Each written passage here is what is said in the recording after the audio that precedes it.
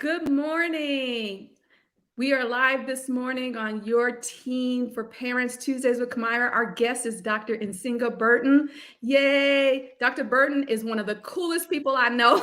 I think she's cool because she knows all things cultural and media, and she stays within her own generation lane with it so that younger people think she's cool because she's not trying to be one of them, but she knows more than they do about these things. And I love that about her. Yes. So we're going to do a few housekeeping things before we jump into this with Dr. Burton, who's going to talk to us about how to use media to communicate with, bond, and sometimes instruct the young people in our lives. And I'm hoping somewhere along the line, she's going to tell us some good things that we can watch with or do with our young people, because I'm always looking for hints. Yes, absolutely. Great. If you're watching us live, please put your questions or comments in the comment section. I'll be looking for those.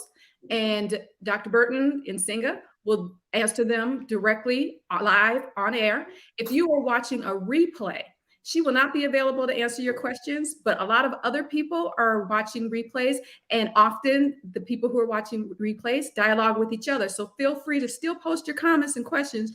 Just know that Nsenga probably won't be the one who is responding to them. Okay, so let's jump into this. One of the things I love about Nsenga is that she is one of my two examples of a person who has created a career out of her passion. And I really, really respect that. And a career that didn't necessarily exist before that. The other person I use as an example is Malcolm Gladwell. And I put that out there to know you're in great company. Yes, Malcolm Gladwell. And I often point that out to young people that you don't have to know exactly, because I don't think either of these two people knew, and they just kept consuming what they wanted to consume intellectually, and now they have amazing careers. So why don't you tell us how you got there? Yeah, so thank you, Kamara.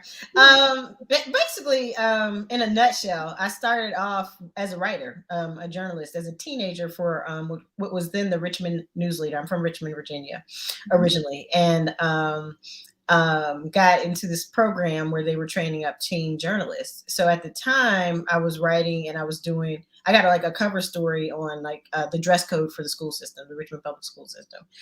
So I thought that's what I was going to do. But then Spike Lee's School Days came. I'm dating myself, but Spike Lee's School Days came out. I mean, not School Days. She's Gotta Have It.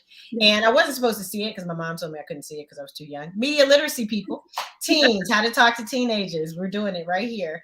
But I saw it anyway because that's what teenagers do sometimes. At least this teenager, I was always a rebel. And I was like, I want to make movies.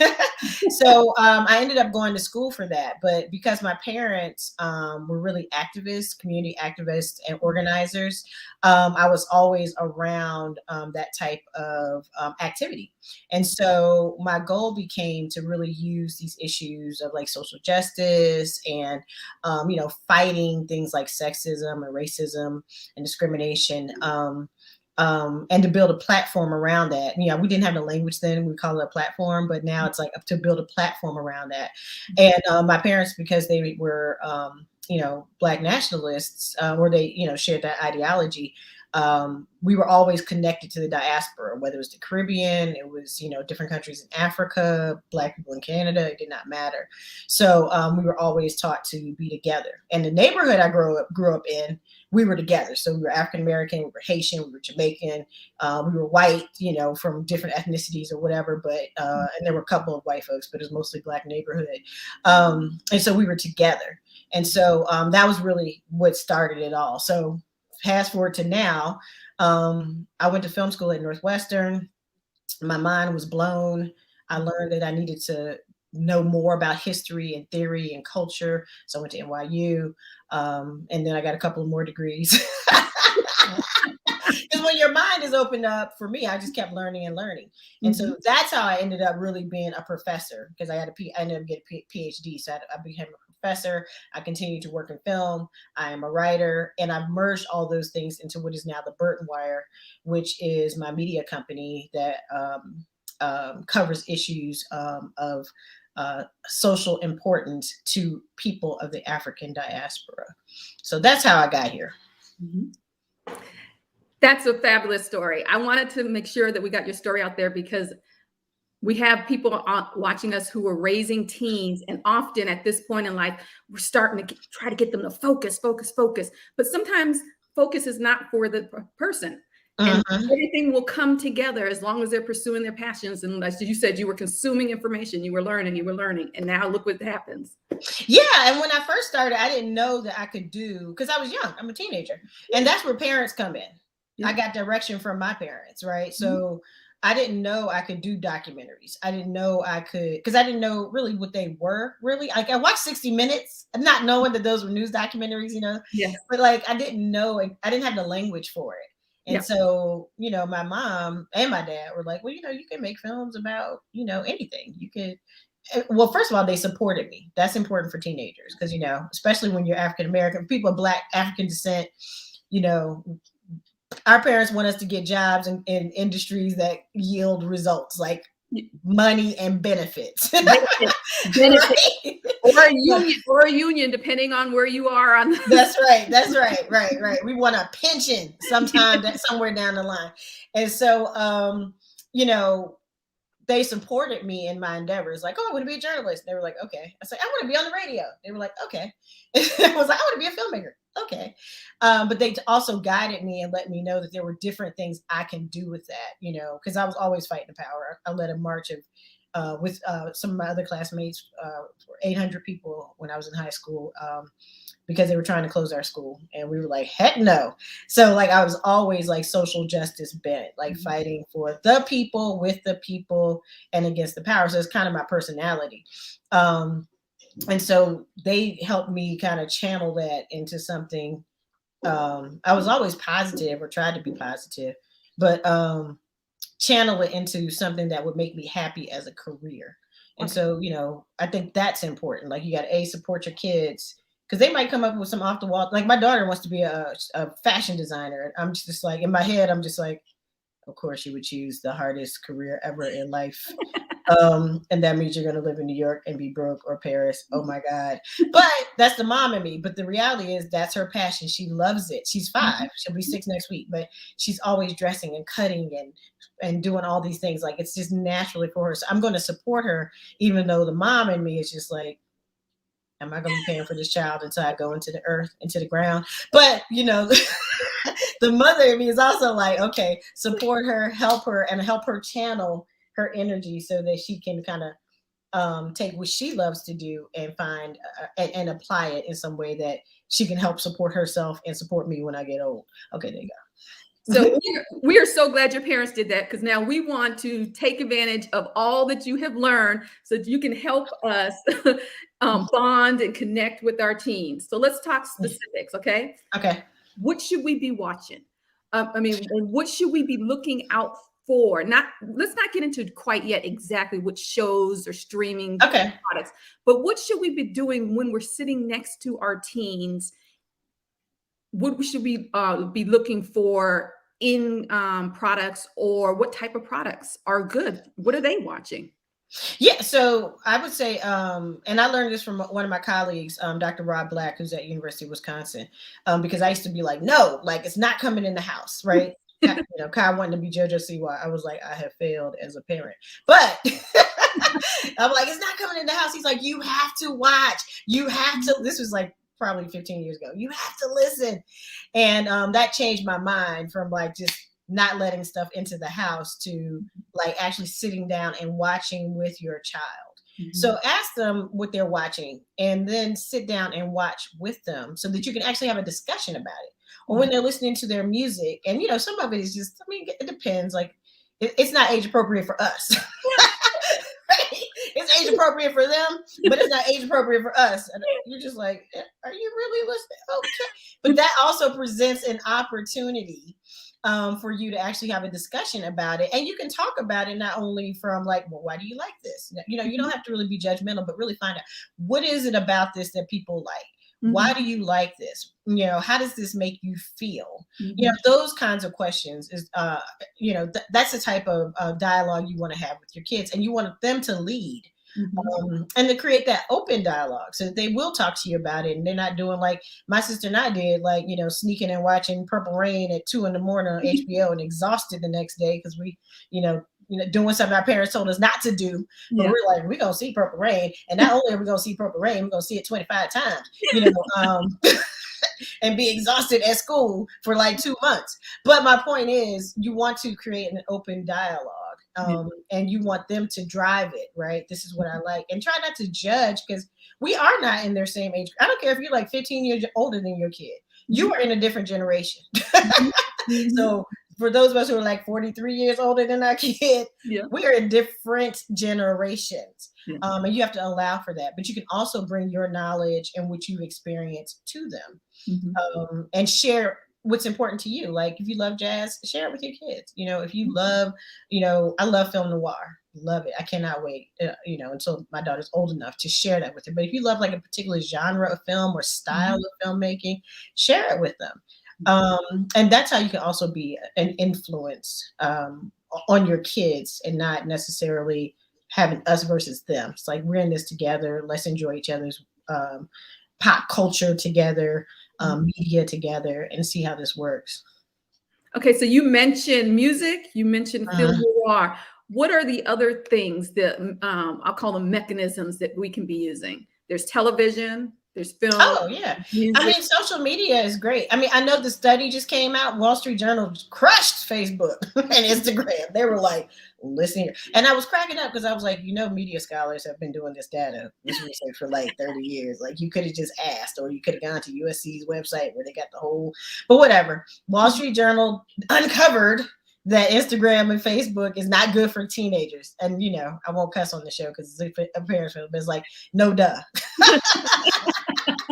Parents know that. We're scared every time we put the phone in their hand, like, oh my God, please don't let anybody hit like predator come through here. Please don't let my child be negatively impacted. So social media can be used in a positive way.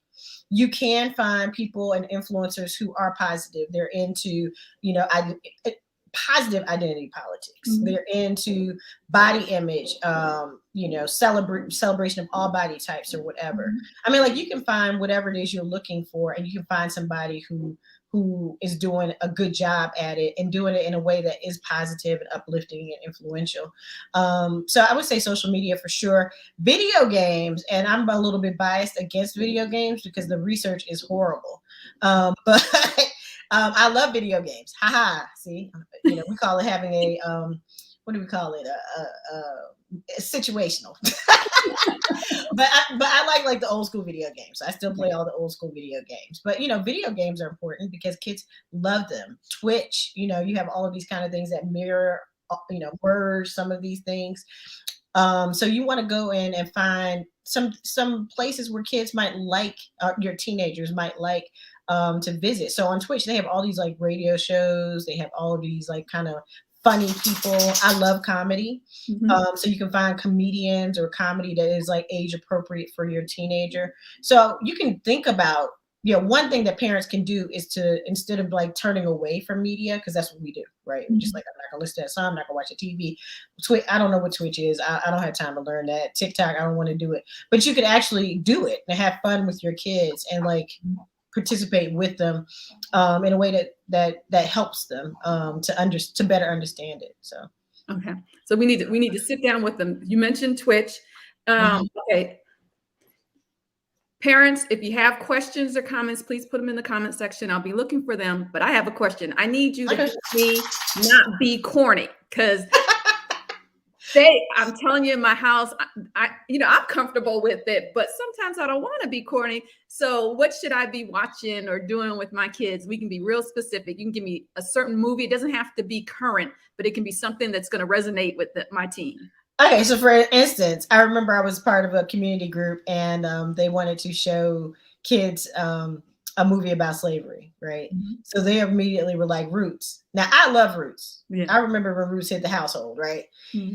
And I just said to them, and this was probably like a number of years ago, I said, kids today probably aren't going to like Roots, but they might like Holes, right? So, part of being able to kind of give your kids like specific suggestions is that you have to kind of watch media too, and find media that might speak to them in a way that's different from you, but that is just as effective. And so I think, you want to find So reality TV. I'll switch to reality. People love reality TV. Yes. So you can watch reality TV. There was a show, Ricky Smiley had a reality TV show, and he's a comedian and an actor, and that's what he's known for, a comedy. But this show was fantastic. It showed him with his kids. He had adopted children. He had kids in the neighborhood he was helping raise and things of that nature. And he was funny. He was a stern parent. Like, you would never think that from watching all of his characters and stuff. But he also related to his children, but he was also a stern parent. And he had some conflict with them. My point is, there's always something out there that you can point to when you're like, please don't watch this show. Like, you can't watch this. The Bad Girls Club, we don't want to watch that. Although I watch Bad Girls Club and find pleasure in it, because I was like, I can never do that. I wish I could go somewhere and do that, act like that. I couldn't do it. I got too much to lose. But, I can say, but you can try this show, or you can try this reality show. So I think that there's good stuff out there. Ava DuVernay has a wonderful documentary on Colin Kaepernick, called Black and White, in Black and White. And it's about his racial identity, his biracial identity. And growing up, in a white family, and you're the only person who looks like you, right? Mm-hmm. He's adopted, things of that nature. And so that's something that people, you should absolutely be watching that with your teenager, because they love Colin Kaepernick. We respect Colin Kaepernick, right? We like what he's done. We appreciate him because of his social justice initiatives and all of the work that he's done with the community. We like him for that, like this generation. But kids like him because he's a great football player, and because he's, he fought against the system and all of that. So that would be a great documentary to sit down and watch. And then you can talk to your kids about women directors. Ava DuVernay, she did one of the first documentaries on women in hip hop, and, why we should have more women and that kind of stuff. So you can talk about those things in that kind of way. But yeah, kids, I'm always like, just let them direct it. And then you kind of meet them where they are and try to find some options for them, so that they're not just kind of following the crowd. Yeah. But kind of setting their agenda and helping their friends and other parents in the same way. So I like what you said about a couple things. First, I love what you said about the Colin Kaepernick show on Netflix, because the bags under my eyes are due to that, because I binge watched the whole thing last night. And the only regret this morning was that I didn't see it with my guys. So I'm going to have to see it again, because you're right. It is a good family watch thing. And there are lots. And I also liked how you said you can talk about women directors. You don't always have to talk about the exact issue, the obvious issue in the show. There are other issues, there are side issues. One thing that we did with our kids is, my sons love superhero movies, and it's a big thing because one's a Marvel person, and the other's a DC Comics person. And so there's a big debate in the house, and we have to watch all the movies. And I go with them. I am not a superhero movie kind of person. But yes, that's where they're going to be. So that's where I am.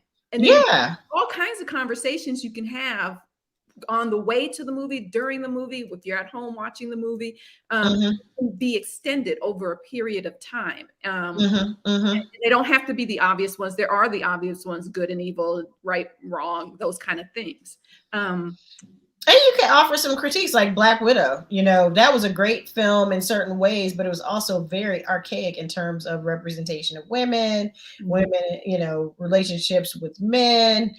There was this whole patriarchal thing, patriarchal construction kind of mapped onto the movie. And so the beauty of the character gets lost because they have these kind of dominant tropes. I'm using academic language now. I'm about to break it down. So basically, they tell us we got this woman superhero who's just, amazing. But then they come in there and give her daddy issues and all this other, this other stuff that we don't necessarily see in other characters outside of the comic books, to kind of fit in with how we traditionally represent women in film.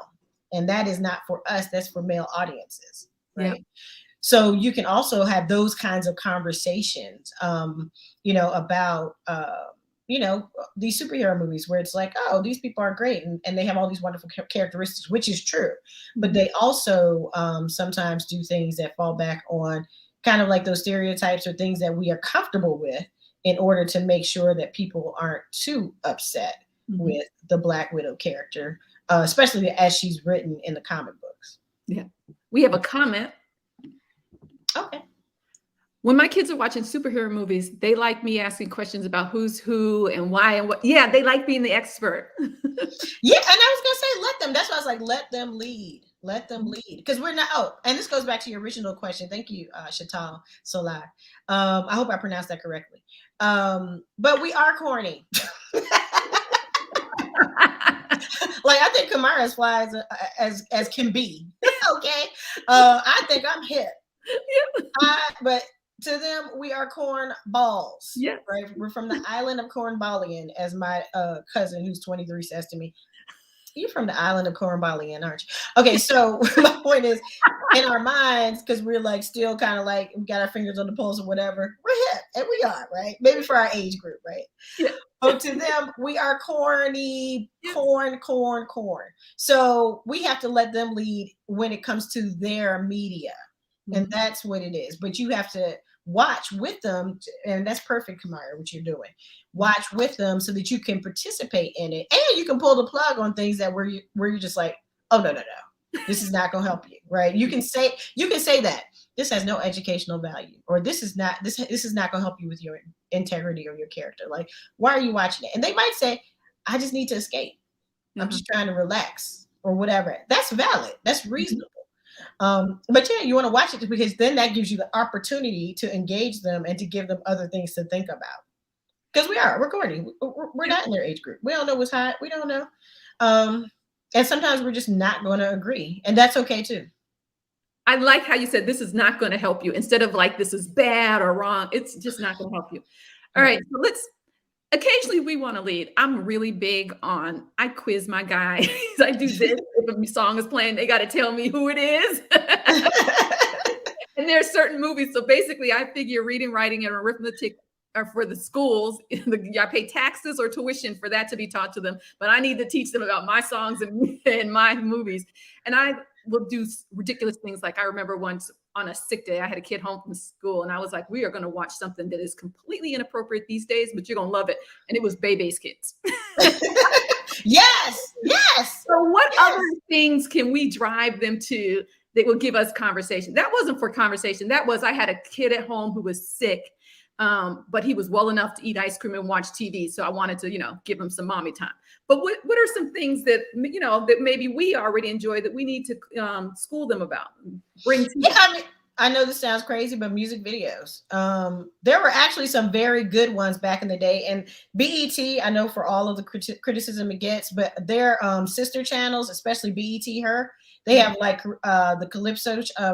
They have some of the old programming that they had back then that is actually cool because world music is hot right now. It's always been hot for us, right? But the kids love it now. So I'm just like, oh my God, like Caribbean Rhythms is back on BET, and then you have all of the music videos that you can watch, and you can hear the music and hear more like kind of global and international music and stuff like that.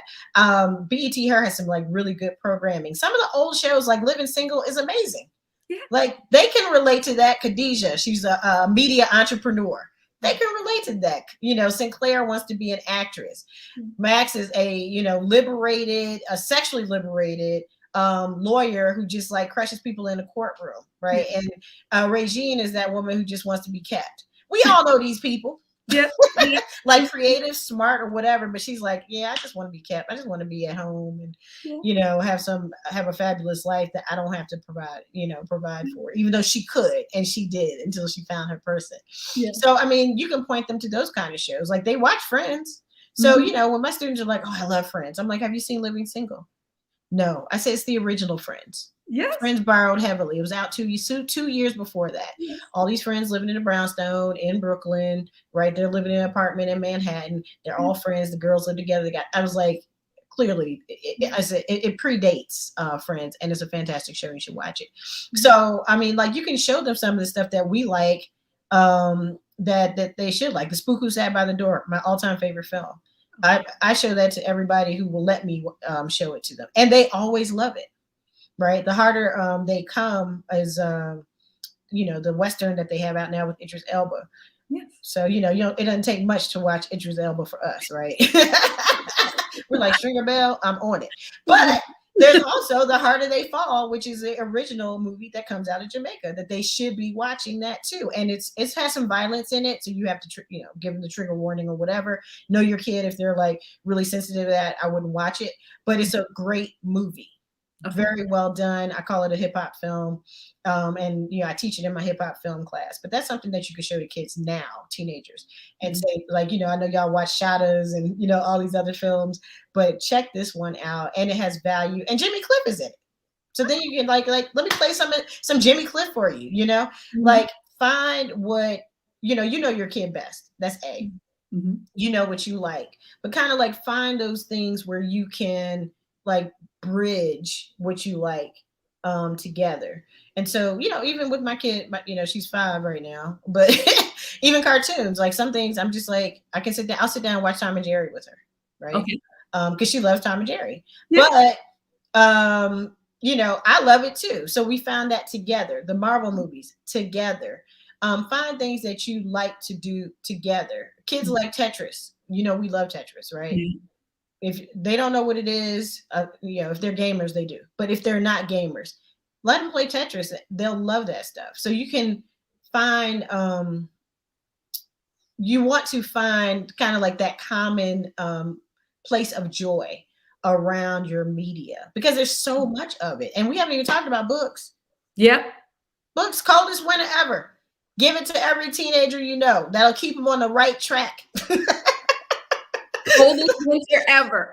Yeah, by Sister Soldier. I mean, it's really about, I won't say what it is, but it's a coming of age story. It is pretty graphic in certain ways, but it definitely talks, it will keep your kid, like I won't say it will keep them, but they will give them something to think about if they're thinking about straying off the straight and narrow. Because nothing ends well in that book, but it's very well written.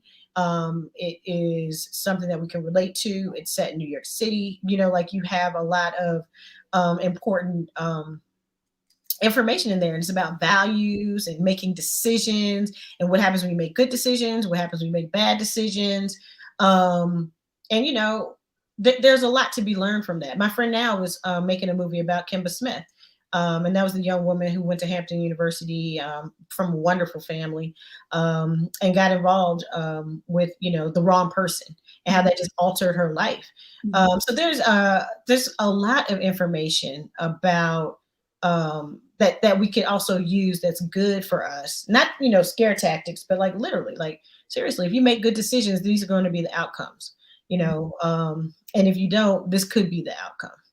But yeah, there's a lot. My Brown Baby, Denise Milner, she has amazing books for teenagers, especially young Black girls. So you want to have those out there.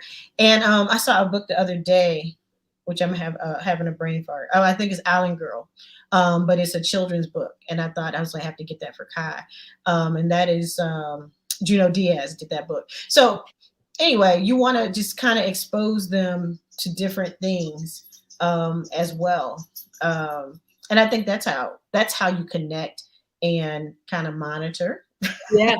Yeah. Right. Monitor. And you should be monitoring your students, your child's social media for sure. That's a matter of safety. So, yeah. Because even the most studious, attentive child is going to take a leap on social media because it's just too tempting. We're coming towards the end of our time, but I reinforce a couple things, and I have a question for you. Okay. One is I loved. We have a comment that I'm going to put up. I love how you said pair what they already like with something new. So if you like X, let's try Y together. I like that. And Y, like as you said, if you like this type of movie, then I have one from when I was growing up that's similar. I think you'll like it, and I think that's cool. Or if you like basketball, let's watch this basketball movie that I really like from when I was growing up. So I really love that. And the pairing books, we do that in our house because I'm all about books and reading. That's my love and passion. And so if there's an interest, I will spend the time to find the books for that particular son. And all of a sudden the books will appear on their bed when they come home from school because they had this interest. But let me we have a comment here. We have a couple. Mark says, hi, Mark. How can parents encourage and support teachers to teach media and news literacy skills in schools to students and parents? How can parents partner with schools to teach all the important literacy knowledge and skills to navigate our complex media world legally, ethically, and responsibly as users and content creators? That's a great question, Mark. Well, I won't say most. Many school systems in small and medium to large cities have media literacy programs. So that's a good thing. If you are in a school system that doesn't, you need to be talking not only to your immediate school, like whoever your principal and those people who are in charge there, particularly if there's someone who does programming, because you could bring in media literacy experts, if you can't afford a whole program, especially if you're talking about public school. But you should also be talking to your school board members and talking to them about the importance of it. We are in a mediated society. These kids are, this generation has come out completely mediated. They are interacting and engaging with media from day one. And so that is something that should be taught. Media literacy should be part of, just like English class, right? Mm-hmm. Media literacy should be part of your curriculum. So you can lobby for your school board to do that. You can help find people who are in the community who do practice media literacy. There are some organizations that you can consider. There's a Center for Media Literacy. There's Common Sense Education, which I love. Anel Minow does a lot of work for them. I think she might be a founder. So sorry, Nell, if I didn't give you your props. But you have a lot of options out there that can help you with that. So you don't have to start from the ground up. There are organizations out here that do it. A lot of them are education focused. Like if you go on Amazon and do like media literacy books for teens, like 90% of them will come up and it'll be for teachers, it'll be for educators, or what have you. So school board, develop a list of books that you want to get included, because you can take that directly to the school librarian, because they have budgets to add books to your schools. Identify people that you would like to have and help bring them, especially with Zoom. You can do that now. And then really focus on the school board in terms of shifting the curriculum so that it does include a media literacy course, workshop, anything of that nature. And then, of course, you can always find community organizations that do that kind of work, that will come into the schools and help with that as well. That was a perfect answer to a very important question. So thank you, Mark, and thank you, Nsenga. I want to you said common sense media. That's a really good tool. As my young sons were growing, I used that a lot. Like every time a movie came out, not just to see what they said, but they do this thing where they have parents and children review a game or a movie or a book or something. And it's really helpful to see what a same age child thinks of something that your child wants to be exposed to, or you're considering exposing them to. So thank you. We are at the end of our time, and I want to respect everybody's time, but I always ask people the end, if there is one thing that our audience should remember. They've been listening for half an hour, but they've got they're only going to remember one thing. What should it be? One takeaway. Engage media with your children. Do not turn away from them or what they like, and let them lead. Let them lead. They are the experts in their lives. So meet them where they are. So we're going to meet them where they are. We hear that a lot, don't we, on Tuesdays? Meet them where they are and let them lead. They know more than we think they do. They definitely know what they like. Absolutely. Thank you, Nsenga. I am so happy that you joined us. I was fangirling. I was like, oh, we're going to have some fun. Well, thank you. I love this show, and thank you for having me. I do appreciate it. You are welcome.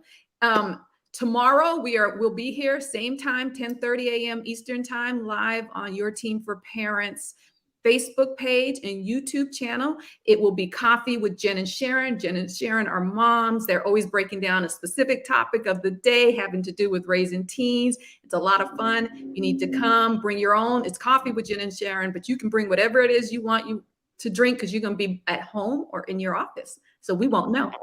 We look forward to seeing you then. Thank you. Bye.